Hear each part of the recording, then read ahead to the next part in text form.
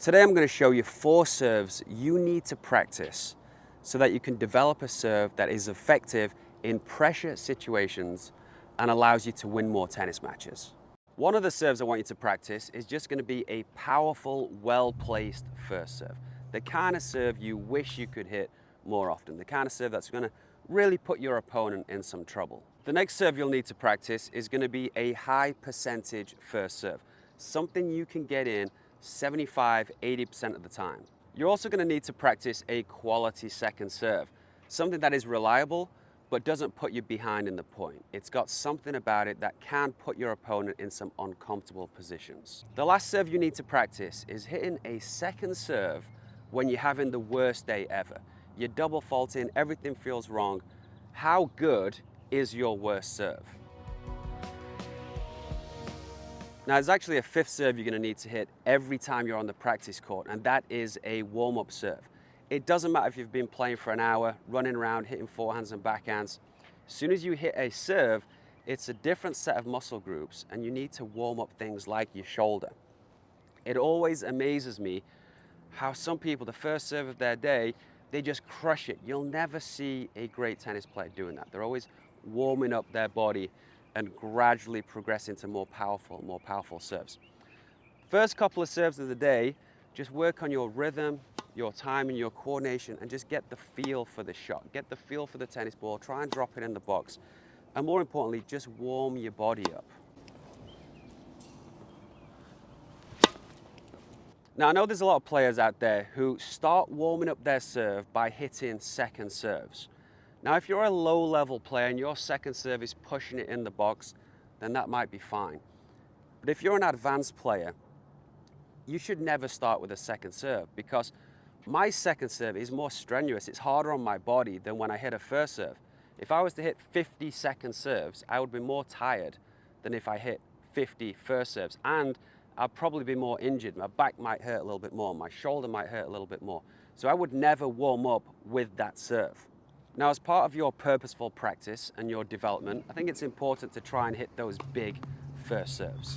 Try and hit your spots, try and hit targets, and try and develop as much power as you can without risking injury. Now, golfers train like this a lot. They're always trying to hit the ball further, get more club speed, more ball speed, and obviously they're not always training like that, or it would get pretty messy out there. But that's a big part of their development, because if you can hit it harder, let's say I can hit a serve at 120 miles an hour, well, 105 is going to be easy, and I'm probably going to be able to hit my spots slowing it down like that. So trying to get your body to move in a more efficient, more coordinated way, get more out of it so that you can hit the ball harder, is pretty useful, because as soon as you drop it down a little bit, it's still going to be going fast, and hopefully, in theory, you're going to still have that control once you're not at your absolute limit. Now, I don't think many people need encouraging to hit that kind of serve that I've just talked about. These next ones may be a little bit more helpful. The next serve you need to be able to hit is a high percentage first serve. You need to be able to hit a first serve that goes in 75% of the time, maybe 80% of the time. You need to practice that first serve. For me, that always means putting a little bit more spin on the ball. I'm not just going to slow it down. I'm going to take my first serve, put a little bit more spin on it. That's going to increase the chances of it going in.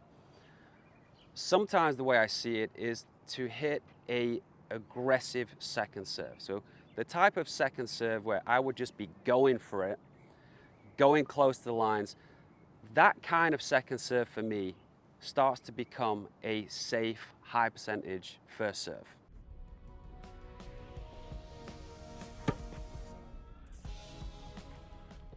Obviously, you can keep stats on this, see if you can make 7 or 8 out of 10, and just develop that high percentage first serve. Now, strategically, when are we going to use this? Well, it depends on how safe your second serve is, or what is happening when you're hitting a second serve. Is your opponent taking advantage of you, or are you just double faulting? Any of those situations will lead you towards trying to make more first serves. Maybe you have a great second serve, but it's a huge point, and you just don't want to be hitting a second serve at 5, 6, 30, 40. So, hey, let's get a high percentage first serve in, and let's get up in the point. Let's not pile pressure on ourselves unnecessarily. Now, obviously, as part of your purposeful practice, you're gonna have to work on your second serve. An exercise that I used to do is to try to make 10 second serves in a row. And if I miss, I go back to 0. Now, when you're at 1, 2, you've made 3 serves, you're gonna be hitting solid second serves. Kind of second serve you sort of just wanna be able to hit. But as you get to 7, 8, 9, especially if you've missed and gone back to 0 a few times, you start to get a little bit nervous. Your technique changes, and this is great practice for you to try and keep it together. Golfers actually do this quite a lot. They'll practice 200 short 3-foot putts in a row. I'm sure it's very comfortable at first, but as it gets to 192, 193, you start to feel the pressure, the type of pressure you feel in those tournament, those match play situations. Obviously, you can choose whatever number you want. I used to go to 10. Sometimes I'll ask players to go to 5. Obviously, you can choose whatever you want. We tend to work in 5s and 10s, but see if you can do 7 in a row from this side, 7 in a row from that side. Don't leave the court until you've figured it out.